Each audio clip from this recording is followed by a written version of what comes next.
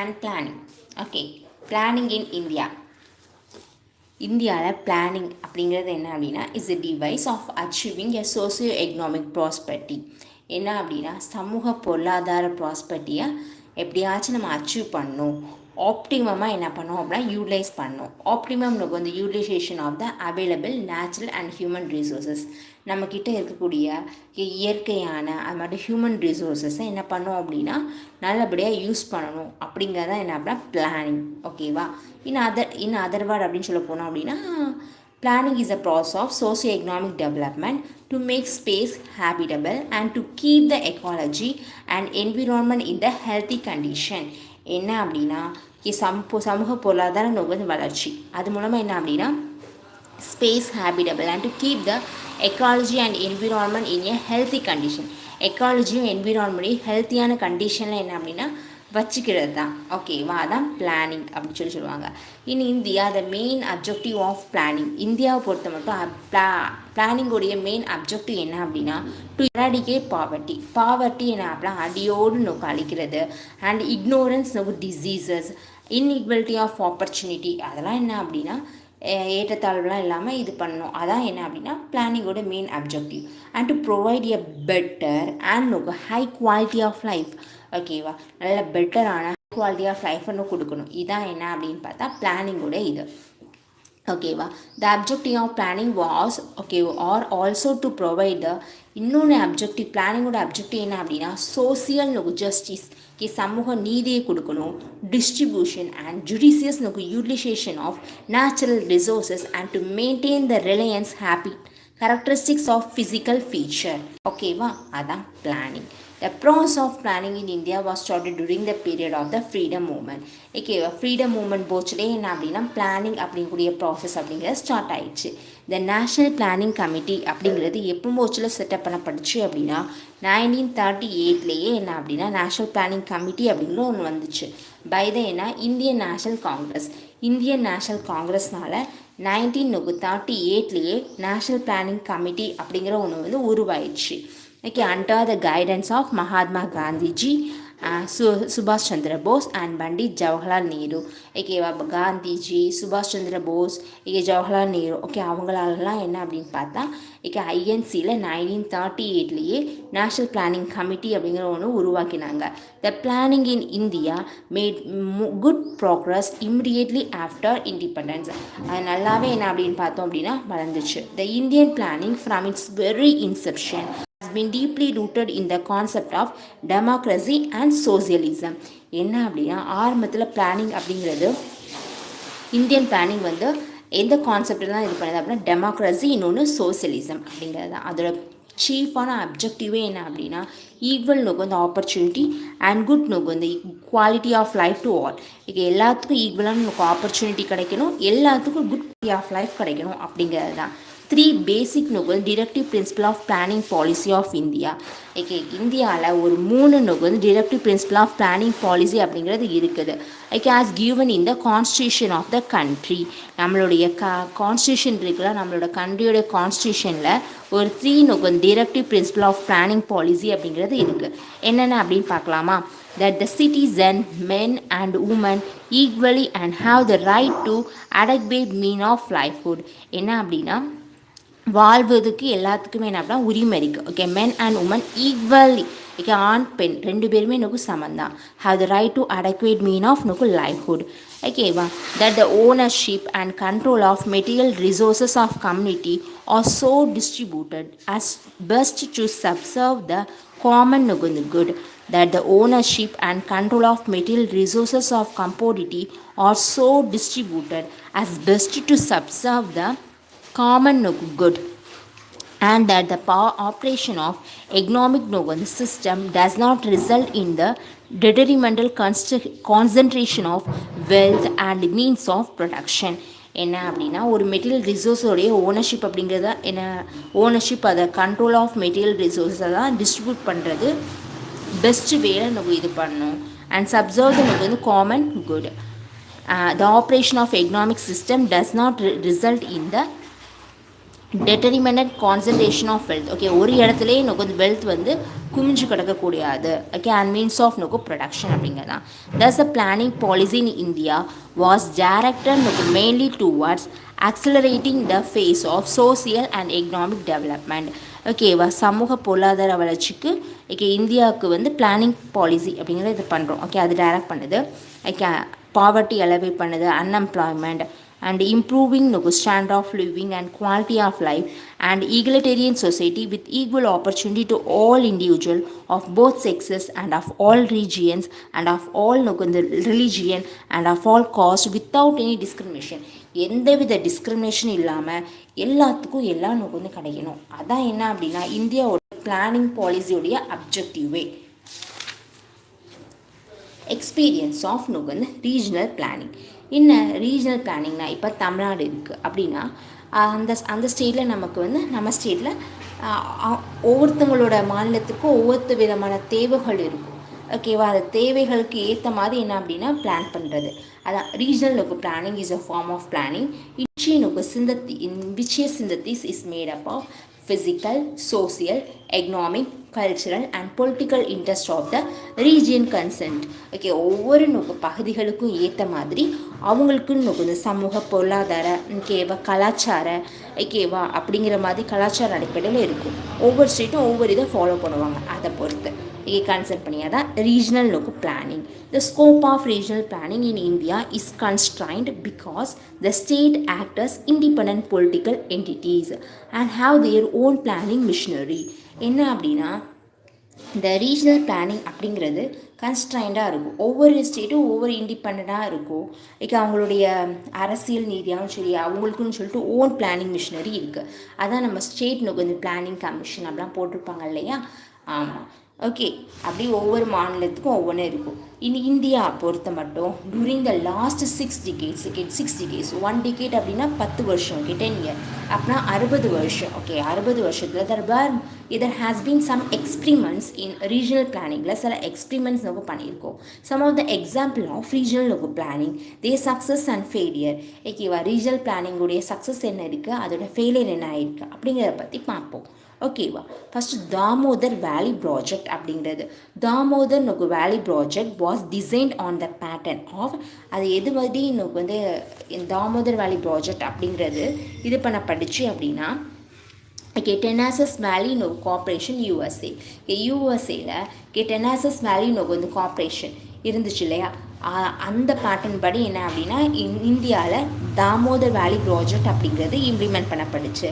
எப்போ மோஸ்ட்லாம் அப்படின்னா 1948 originating from the Chotanagpur Plateau. Damodar River has the length of originating from the Chotanagpur Plateau.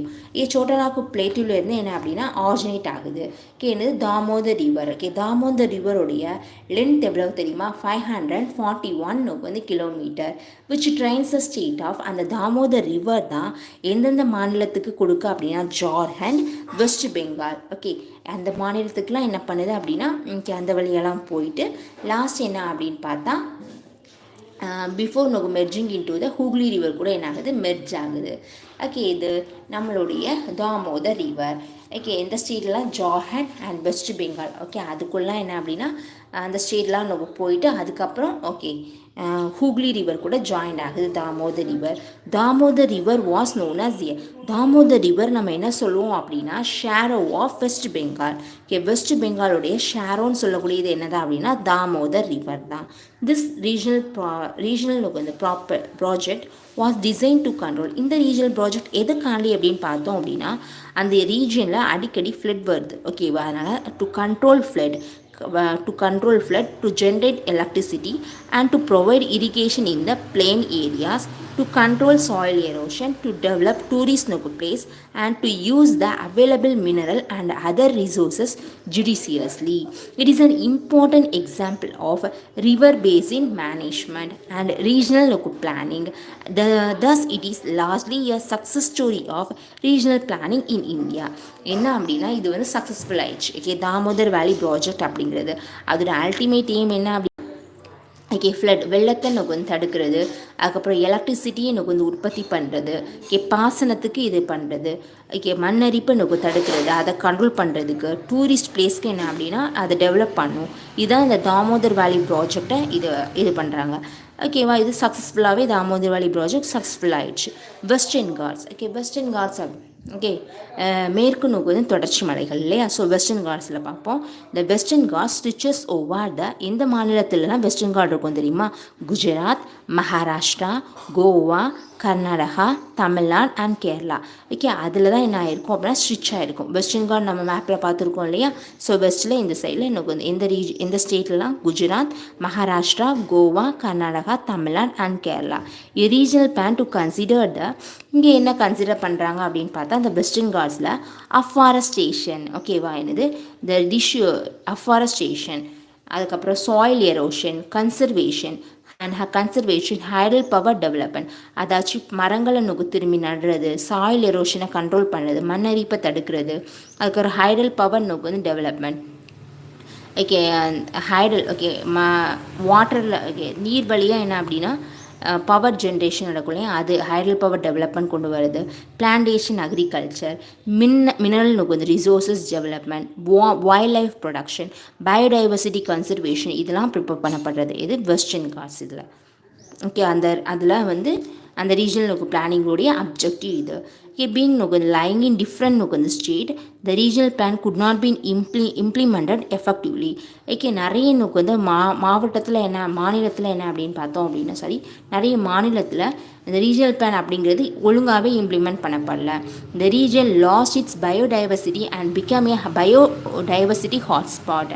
The region has been included in the UNESCO World Heritage List in July 2012. இந்த region என்னாச்சு அப்படின்னா UNESCO உடைய world heritage லிஸ்ட்டில் வந்துச்சு இது western God's. ஓகேவா, the region has been included in the UNESCO world heritage list in July 2012. Okay இது Damodar valley project பார்த்தோமா, அது வந்து சக்ஸஸ் ஆச்சு. இதில் என்ன அப்படின்னா ஒவ்வொரு ரீஜன் பொறுத்து அது எல்லாமே ஒன்று போல் டிஃப்ரெண்ட் ஸ்டேட் இருக்கிறதுனால எல்லாமே என்ன அப்படின்னா ஒன்று போல் செயல்பட்டுச்சா அப்படின்னு கேட்டால் இந்த வெஸ்டர்ன் காட்டில் இல்லை. ஓகே ஆனால் இதை வந்து என்ன அப்படின்னா பயோடைவர்சிட்டி ஹாட்ஸ்பாட்டாக டிக்ளேர் பண்ணியிருக்காங்க. யுனெஸ்கோ வேர்ல்ட் ஹெரிட்டேஜ் லிஸ்ட்டில் இந்த வெஸ்டர்ன் காட்ஸில் உள்ள ரீஜனும் இருக்குது. ஓகேவா, அவ்வளோதான். அதுக்கப்புறம் Bundelkhand region. This region include the southern part of Uttar Pradesh, அதாச்சும் பண்டா, ஓகே ஹிமார்பூர், மஹோபா, ஒராய், சித்ரகூர் தனம் டிஸ்ட்ரிக்ட், ஓகே யூபியில் சதர்ன் பார்ட்டில் ஓகே என்ன அப்படின்னா அது பண்டல்ஹாண்ட் ரீஜன். இன்னொன்று northern part of Madhya Pradesh, okay மத்திய பிரதேஷ் உத்தரப்பிரதேஷில் உள்ள சதர்ன் பார்ட்டும் மத்திய பிரதேஷில் உள்ள நார்த்தன் பார்ட்டும் அதான் என்ன அப்படின்னு பார்த்தோம் அப்படின்னா பண்டல்ஹாண்ட் ரீஜன். பண்டல்ஹாண்ட் ரீஜன் அப்படின்னா யூபியில் சவுத்து, மத்திய பிரதேஷில் நார்த்து, அதெல்லாம் அந்த ரீஜன் தான் எனக்கு வந்து Bundelkhand. This region has the problems of இதில் என்ன பிரச்சனை அப்படின்னு பார்த்தோம் அப்படின்னா scarcity of surface and underground water. Okay தண்ணி பிரச்சனை தான். ஓகேவா, surface and underground water இருக்குது. And low level of agriculture productivity ரொம்ப லோ லெவலில் தான் இருக்குது.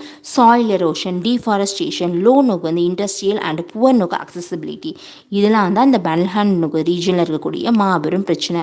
பீங் லொக்கேட்டட் இன் டூ வந்து state a comprehensive plan could not be implemented. இதுவும் என்ன அப்படின்னா உத்தரப்பிரதேஷ் மத்திய பிரதேஷ் சொல்லிட்டு 2 ஸ்டேட் வந்து இன்வால்வ் ஆகுது இந்த ரீஜனை பாதுகாக்கிறதுக்கு. அதனால என்ன அப்படின்னா இதுவும் ஃபெயிலியர் ஆயிடுச்சு இந்த ரீஜனல் பிளானும். ஏன் அப்படின்னா 2 ஸ்டேட்டும் பொதுவாக என்ன அப்படின்னா நல்லா புரிதலான ஒரு பிளானை வந்து இம்ப்ளிமெண்ட் பண்ணாதான் இதுக்கு காரணம். ஓகேவா, அதுக்கப்புறமா north eastern region. Okay north eastern ரீஜியனா நமக்கு தெரியும் என்னது அருணாச்சல் பிரதேஷ், அஸ்ஸாம், மணிப்பூர், மெகாலயா, மிசோரம், நாகாலாந்து, திரிபுரா, இதான் நமக்கு north eastern state. The problem faced by this region இங்கே என்ன அப்படின்னு பார்த்தோம் அப்படின்னா என்ன பிரச்சனை நார்த் ஈஸ்டர்ன் ரீஜன் அப்படின்னா புவர் வந்து accessibility due to the difficult terrain. என்ன அப்படின்னா அது ஒரு மலைப்பகுதியில் இருக்குது, அதனால் அதை அங்கே வந்து போய் ரீச் பண்ணுறது அப்படிங்கிறது புவர் தான். ஓகேவா, புவர் அக்சசிபிலிட்டி எதனால் அப்படின்னா டிஃபிகல்ட் ஓகே டிஃபிகல்ட் டெரைன் இருக்குது, புவரான physical infrastructure, flood, shifting cultivation, low agricultural productivity, soil erosion, இதெல்லாம் தான் என்ன அப்படின்னு பார்த்தோம் அப்படின்னா நார்த் ஈஸ்டர்ன் ரீஜனில் இருக்கக்கூடிய பிரச்சனை. 1971 என்ன பண்ணாங்கன்னா நார்த் ஈஸ்ட் கவுன்சில் அப்படிங்கிறது பார்லிமெண்ட்னால் என்ன செட் பண்ணப்பட்டுச்சு, என்னது நார்த் ஈஸ்ட் கவுன்சில் அப்படிங்கிறது. எதுக்கு அப்படின்னா to coordinate and advise on plan efforts of project of interstate nature such as those involving transport, communication, power, flood control, training facility. அதுக்காண்டி என்ன பண்ணுறாங்க அப்படின்னா நார்த் ஈஸ்ட் கவுன்சில் அப்படிங்கிற 1971 என்ன அப்படின்னா போடப்பட்டுச்சு. இந்த நார்த் ஈஸ்ட் வந்து கவுன்சிலை போடப்பட்டுச்சு எதுக்கு அப்படின்னா பார்லிமெண்ட்னால் இதனால் டெவலப் பண்ணுறதுக்கு அப்படி சொல்லிட்டு நார்த் ஈஸ்டர்ன் ரீஜனில். அதுக்கப்புறமா தண்டகாரண்யா ப்ராஜெக்ட். தண்டகாரண்யா ப்ராஜெக்ட் அப்படிங்கிறது இதில் வந்து ட்ரைபல் ஏரியா இருப்பாங்க இல்லையா, tribal area of Chhattisgarh, Odisha, Jharkhand. சத்தீஸ்கரில், ஒடிஷாவில், ஜார்க்கண்டில் இருக்கக்கூடிய ட்ரைபல் ஏரியாவில் இருக்கக்கூடியவங்க இதில் வந்து இன்க்ளூட் ஆவாங்க. இதில் தண்டகாரண்யா ப்ராஜெக்டில் இதோட அப்ஜெக்டிவ் என்ன அப்படின்னு பார்த்தா டு ரீசெட்டில்டு த ரிஃப்யூஜிஸ். ரிஃப்யூஜிஸாக வந்திருப்பாங்க இல்லையா, பங்களாதேஷ்லேருந்து அகதிகளாக வந்திருப்பாங்க இல்லையா, அவங்களுக்கு வந்து என்ன அப்படின்னா நல்லா செட்டில் இது பண்ணணும் அப்படிங்கிறதும். And integrated planning with special reference to tribal interest. ஓகேவா, பழங்குடிகள் இன்ட்ரெஸ்ட் இது என்னது அப்படின்னா பாதுகாக்கணும், அதை வந்து கன்சிடர் பண்ணணும் அப்படிங்கிறதுக்காண்டி தான் இந்த தண்டகாரண்ய ப்ராஜெக்ட்னு கொண்டு வந்தாங்க. இந்த ப்ராஜெக்ட் வந்து எப்படி இம்ப்ளிமெண்ட் பண்ணப்படுச்சு அப்படின்னா ஒரு டெவலப்மெண்ட் அத்தாரிட்டியை வச்சு, அதான் தண்டகாரண்ய டெவலப்மெண்ட் அத்தாரிட்டி அப்படின்னு சொல்லிட்டு. This area at present is infested with இது வந்து இப்போது நக்சலைட் எக்ஸ்ட்ரீமிஸ்ட்னால என்ன பண்ணப்பட்டிருக்கு அப்படின்னா பாதிக்கப்பட்டிருக்கு. Would show the unsuccessful story of the project. இதுவும் என்ன அப்படின்னா நல்லா வந்து இம்ப்ளிமெண்ட் வந்து பண்ணப்படலை. ஓகேவா, ஏன்னா நக்சலைட் எக்ஸ்ட்ரீமிஸ்டுடைய பிரச்சனைகள்லாம் அங்கே இருக்கிறதுனால. இன் ப்ரீஃபாக சொல்லணும் அப்படின்னா the experience of regional planning in India has taught that the implementation of regional plan is a difficult proposition. In fact, any interstate body for planning can only be advisory, not mandatory in nature. ஓகேவா, இப்படி நம்ம வந்து நம்மளோட இதில் சும்மா நம்ம வந்து ஒரு ரீஜனல் பிளானிங் சொல்லிட்டு போட்டோம் அப்படின்னா அது ஒழுங்காக வந்து அவ்வளோவா இம்ப்ளிமெண்ட் பண்ணப்படலை அப்படிங்கிறத காமிக்கி. ஓகே, அதனால் 5 year பிளான். 5 year பிளான் வருது. இம்மிடியட்லி ஆஃப்டர் இண்டிபெண்டனுக்கு அப்புறமாட்டு கவர்மெண்ட் டிசைட் பண்ணுறாங்க. என்ன டிசைட் பண்ணுறாங்க அப்படின்னா நம்ம வந்து என்ன பண்ணணும் 5 year பிளானை கொண்டு வரணும் அப்படின்னு சொல்லிட்டு டிசைன் இது டிசைட் பண்ணுறாங்க. To introduce 5 year plan on the pattern of erstwhile Soviet Union. அதாவது ரஷ்யாவில் இருக்க மாதிரியே நம்மளும் என்ன பண்ணோம் 5 year பிளான் கொண்டு வரணும் அப்படின்னு கவர்மெண்ட் ஆஃப் இந்தியா முடிவு பண்ணுது. அப்படின்னு இந்த first 5 year plan of the country set out are the following 5 objective for accomplishment. என்னென்ன அப்படின்னு பார்க்கலாம். Increasing national income. ஃபஸ்ட்டு முதலாக நேஷ்னல் இன்கம்மை இன்க்ரீஸ் பண்ணணும். And improving the average standard of living of the people. மக்களுடைய வாழ்வாதாரத்தை என்ன அப்படின்னா அதோட ஸ்டாண்டர்டை இம்ப்ரூவ் பண்ணணும் அப்படிங்கிறது தான் ஃபஸ்ட் அப்ஜெக்டிவ். ஓகேவா, ஃபஸ்ட்டு 5 year பிளானோடது. Increasing a phase of industrialisation, அதாவது தொழில் மையம் அப்படிங்கிறத ரைஸ் பண்ணணும் அப்படிங்கிறது. Of both basic and heavy industry. அடித்தளத்துலேருந்து பேசிக் அண்ட் ஹெவி இண்டஸ்ட்ரி எல்லாத்துலேயும் இது பண்ணோம் அப்படிங்க. ஃபஸ்ட் ஜஸ்ட் இது பண்ணுறேன். Increasing employment potential of various செக்டரில் எம்ப்ளாய்மெண்ட்டை இன்க்ரீஸ் பண்ணணும். Narrowing down both vertical and horizontal இன்இக்வாலிட்டிஸை என்ன பண்ணோம் அப்படின்னா நேரோ டவுன் பண்ணும். And achieving self reliance so as to minimise the dependence on foreign aid. என்ன செல்ஃப் ரிலையன்ஸ் அப்படிங்கிறத நம்ம தற்சார்பு நிலையை வந்து அடையணும். அப்படி என்ன அப்படின்னா ஃபாரின் டெபெண்டன்சி அடுத்த வந்து ஃபாரினை டிபெண்ட் பண்ணி இருக்கக்கூடாது அப்படிங்கிறது தான். அதை கம்மி பண்ணும் அப்படிங்கிறது தான் என்ன அப்படின்னா 5 year பிளானுடைய எய்ம். அப்ஜெக்டிவ் அப்படின்னு வச்சுக்கலாம். ஃபஸ்ட்டு 5 year பிளான் எப்போஷனில் என்ன நடக்குது அப்படின்னு பார்ப்போம். 1950லேருந்து 1951 வரைக்கும் தான் first 5 year plan. the country was confronted with the problem of influx of refugees. அந்த டைமில் ஃபஸ்ட்டு 5 year பிளான் போட டைமில் ரிஃப்யூஜிஸ் அதாவது அகதிகள்னு சொல்லுவாங்க இல்லையா, அவங்களோட அந்த பிரச்சனை இருந்துச்சு. அது மாதிரி ஃபுட் ஷார்ட்டேஜ், அதாச்சும் சாப்பாடு வந்து பிரச்சனை இருந்துச்சு. ஓகேவா, import of resulting in import of grains, அதாச்சும் சாப்பாடில் பற்றாக்குறை வந்து இருந்துச்சு. அதனால் என்ன பண்ணாங்க அப்படின்னா இம்போர்ட் பண்ண வேண்டிய நிலை, அந்த கிரெயினை வந்து இம்போர்ட் பண்ண வேண்டிய நிலைமை இருந்துச்சு. ஃபஸ்ட்டு 5 இயர் பிளானில் அந்த சுச்சுவேஷன் என்ன இருந்துச்சு அப்படின்னு. அதுக்கப்புறம் மவுண்டிங் நோக்கு வந்து இன்ஃப்ளக்ஷன் அப்படிங்கிறதுலாம் இருந்துச்சு. ஓகேவா, இதான் இருந்துச்சு. இட் ஹேட் நோக்கு also to correct the imbalance in the economy caused by the second நோக்கு வந்து வேல்வார். ஓகே, இது மாதிரி செகண்ட் வேல்வார் இப்போ மோஸ்ட்லியில் செகண்ட் வேல்வார் முடிஞ்சிருக்கும் அப்படின்னா 19 நோக்கு வந்து 45ல நோக்கு வந்து முடிஞ்சிருக்கும். 39 to 45ல முடிஞ்சிருக்கும். Okay, to correct the imbalance in the economy. பொருளாதாரத்தில் எக்னாமி இம்பேலன்ஸ் எதனால் ஏற்பட்டுச்சு அப்படின்னு பார்த்தா செகண்ட் வேர்ல்டு வார். ஓகே, ரெண்டாவது நோக்கு வந்து உலகப்போர் இருந்துச்சு இல்லையா, அதனால் ஏற்பட்ட அந்த எக்னாமிக்கல் இம்பேலன்ஸை நோக்கு வந்து கரெக்ட் பண்ணணும். அது வந்து ஃபஸ்ட்டு 5 இயர் பிளானில் ஒரு இதாக இருந்துச்சு. And partition of no country என்ன ஆயிருக்கு அப்படின்னா பிரிஞ்சு போச்சு. ஓகே, இந்தியா பாகிஸ்தான் சொல்லிட்டு ரெண்டனா பிரிஞ்சு போச்சு. ஓகே, அப்படின்னா அதுக்கும் இது பண்ணும். அக்கார்டிங்லி நோக்கு வந்து first 5 year plan emphasised it's immediate நோக்கு வந்து அப்ஜெக்டிவ். அதோடைய இமிடியேட் நோக்கு அப்ஜெக்டிவ் என்ன பண்ணுறாங்க அப்படின்னா எம்ப்ரைஸ் பண்ணுறாங்க. என்னென்ன பார்க்கலாம் அப்படின்னா ரீஹேபிலிட்டேஷன் ஆஃப் ரெஃப்யூஜிஸ். ஃபஸ்ட்டு என்ன பண்ணுறாங்க, செகண்ட் நோக்கு வந்து வேல்வார்னால் இது பண்ணக்கூடிய கரெக்ட் பண்ணுறதுக்கு ஃபஸ்ட்டு ரிஃப்யூஜிஸ் நோக்கு வந்து இம்பேலன்ஸ் இருக்கு இல்லையா, அந்த அவங்களுக்கு வந்து ரிஃப்யூஜிஸ்க்கு மறுவாழ்வு கொடுக்குறாங்க. அதான் rehabilitations of refugees. Rapid industrial development to achieve the self sufficiency in food. இங்கே சாப்பாட்டில் நோக்கு தன்னிறைவு அடையணும், செல்ஃப் சஃபிஷியன்சி அடையணும் அப்படிங்கிறதுக்காண்டி அக்ரிகல்ச்சரல் டெவலப்மெண்ட்டை நோக்கு ரேபிட் பண்ணுறாங்க. And to increase a per capita income. Okay, per capita இன்கம்மை வந்து தனிநபர் நோக்கு வந்து வருமானத்தை இன்க்ரீஸ் பண்ணோம் அப்படி சொல்லிட்டு இது பண்ணுறாங்க. த மெயின் நோக்கு thrust of the plan was the rapid development of agriculture and irrigation. Okay, அந்த ஃபஸ்ட்டு 5 இயர் பிளானுடைய இதே என்ன அப்படின்னா விவசாயம் அண்ட் இரிகேஷன். பாசனத்துக்கு இம்பார்ட்டன்ட் கொடுக்குறாங்க. எதனாலனா செல்ஃப் சஃபிஷியன்சி நம்ம அச்சீவ் பண்ணும். சாப்பாடு விஷயத்தில் அப்படிங்கிறதுக்காண்டி. அதுக்கப்புறம் and establishment of power project in the form of multipurpose நோக்கு ப்ராஜெக்ட் அப்படிங்கக்கூடிய எனக்கு வந்து இதில் பவர் நோக்கு வந்து ப்ராஜெக்டையும் எனக்கு இது பண்ணுறாங்க. வந்து எக்ஸ்டாப்ளிஷ் பண்ணுறாங்க. ஜென்ரல் நோக்கு வந்து க்ரோத் ரேட் டூரிங் ஃபஸ்ட்டு நோக்கு வந்து 5 இயர் பிளான். ஃபஸ்ட்டு 5 இயர் பிளானில் ஜென்ரல் க்ரோத் ரேட் எவ்வளோ தெரியுமா, 3.7% பெர் ஆனம். 3.7% நோக்கு வந்து பெர் ஆனம் நோக்கு வந்து இருந்துச்சு. நம்ம டார்கெட் பண்ணது எவ்வளோ தெரியுமா, 1.2% தான் நோக்கு டார்கெட் பண்ணாங்க. ஆனால் அதோட க்ரோத் வந்து 3.7% இருந்துச்சு. இதில் ஃபஸ்ட்டு நோக்கு வந்து 5 இயர் பிளானில். ஃபஸ்ட்டு 5 இயர் பிளானில் டார்கெட் எவ்வளோ 1.2 தான் இருந்துச்சு. ஆனால் நம்ம ஆக்சுவலாக ஜென்ரல் க்ரோத் ரேட் எவ்வளோ தெரியுமா, 3.7% இருந்துச்சு. இது ஃபஸ்ட்டு 5 இயர் பிளான். செகண்ட் நோக்கு 5 இயர் பிளான் பார்ப்போம். செகண்ட் 5 இயர் பிளான் 1955லேருந்து 1956 வரைக்கும் இருந்துச்சு. நோக்கு 1960லேருந்து 1961 வரைக்கும் என்ன அப்படின்னா செகண்ட் நோக்கு வந்து 5 இயர் பிளான் இருந்துச்சு. த மெயின் நோக்கு வந்து focus of the second 5 year plan was on. Second 5 year பிளானில் எது மெயினான ஃபோக்கஸாக இருந்துச்சு அப்படின்னா ரேபிட் நோக்கு வந்து இண்டஸ்ட்ரியலேஷன். அதாச்சும் இண்டஸ்ட்ரியல் சொல்லுவோம் இல்லையா, அதாச்சும் தொழில்மயம் நோக்கு ஆகிறது, அது வந்து நல்லா ஃபாஸ்ட்டாக நோக்கு டெவலப் ஆகணும் அப்படிங்கிறது செகண்ட் 5 இயர் சொல்லிச்சு.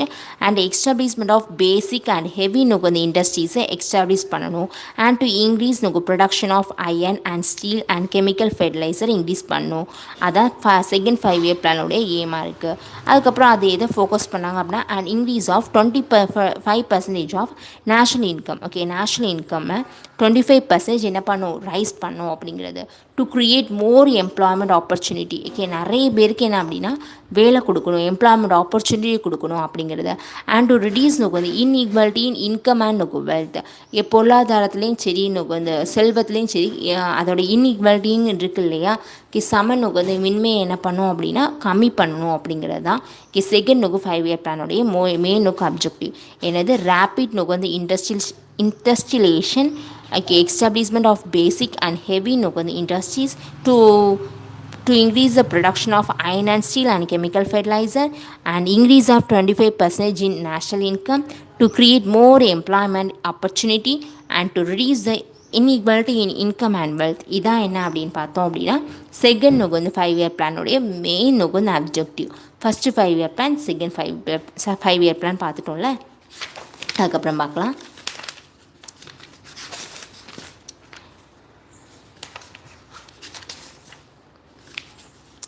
எவ்வளோ நோக்கு வந்து பர்சன்டேஜ் பார்த்துக்கோங்க. ஜென்ரல் நோக்கு வந்து க்ரோத் ரேட் நோக்கு வந்து 3.7% இருக்குது. ஜென்ரல் க்ரோத் ரேட் நோக்கு வந்து எவ்வளோ 3.7%. இதில் டார்கெட் வந்து 1.2% இருந்தது, 3.7% இது பண்ணியிருக்காங்க. ஓகே, இதான் ஃபஸ்ட் அண்ட் செகண்ட் நம்ம பார்த்துட்டோம். ரிமைனிங் உள்ள பிறகு பார்க்கலாம். ஓகேவா ஃப்ரெண்ட்ஸ்? Okay, thank you.